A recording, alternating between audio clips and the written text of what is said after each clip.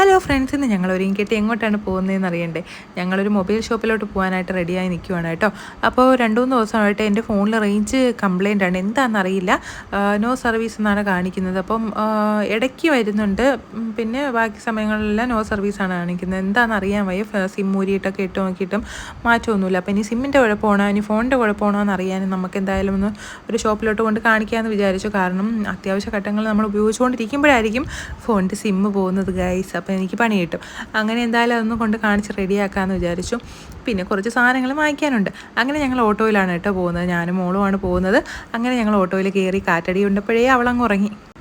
അപ്പോൾ ഞങ്ങൾ കല്ലമ്പലത്തുള്ള ഏതെങ്കിലും മൊബൈൽ ഷോപ്പിൽ പോകാമെന്നാണ് കേട്ടോ വിചാരിച്ചിരുന്നത്. അങ്ങനെ ഞങ്ങൾ കല്ലമ്പലം എത്തി. അങ്ങനെ അവിടെ നിന്ന് നേരെ ഒരു മൊബൈൽ ഷോപ്പിലോട്ടാണ് കേട്ടോ പോയത്. മൊബൈൽ ഷോപ്പിൽ പോയി മൊബൈൽ നോക്കി കുഴപ്പമൊന്നുമില്ല, സിമ്മൂരി നോക്കി കുഴപ്പമൊന്നുമില്ല. പിന്നെ ആർക്കാണ് കുഴപ്പം, എനിക്കാണോ എന്ന് എനിക്ക് ഡൗട്ടുണ്ടായി.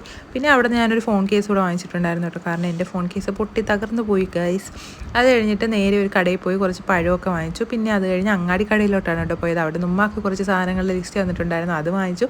പിന്നെ നേരെ പോയത് എങ്ങോട്ടാണ്? നമ്മുടെ സ്ഥിരം സ്ഥലത്തോട്ട് കേട്ടോ, ബേക്കറിയിലോട്ടാണ്. അതിന് വേണ്ടിയിട്ടാണ് ഈ കുട്ടീസ് എൻ്റെ കൂടെ വരുന്നത്. അങ്ങനെ നമ്മൾ അവിടെ നിന്ന് കുറച്ച് സാധനങ്ങളൊക്കെ വാങ്ങിച്ചു. പിന്നെ അവിടെ നിന്ന് ഇറങ്ങിയപ്പോൾ എൻ്റെ ഒരു ഫ്രണ്ടിനെ കണ്ടു കേട്ടോ. ഒത്തിരി നാളായി നമ്മൾ കണ്ടിട്ട്. എന്തായാലും വളരെ സന്തോഷം. അങ്ങനെ ഞങ്ങൾ കുറച്ച് ഫോട്ടോസൊക്കെ എടുത്തു. കാരണം ഇതൊക്കെയല്ലേ ഒരു ഓർമ്മകൾ. അങ്ങനെ നമ്മൾ നേരെ വണ്ടിയിൽ കയറി വീട്ടിലോട്ടാണ് കേട്ടോ പോകുന്നത്.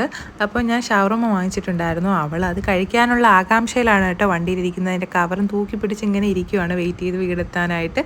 അങ്ങനെ ഞങ്ങൾ വീടൊക്കെ വീടെത്തി കഴിഞ്ഞാൽ പിന്നെ അറിയാമല്ലോ, ഒരു യുദ്ധം തന്നെയാണ്. അപ്പോൾ എൻ്റെ വീഡിയോ ഇഷ്ടപ്പെട്ടിട്ടുണ്ടെങ്കിൽ ചാനൽ സബ്സ്ക്രൈബ് ചെയ്യുക. ടാറ്റാ.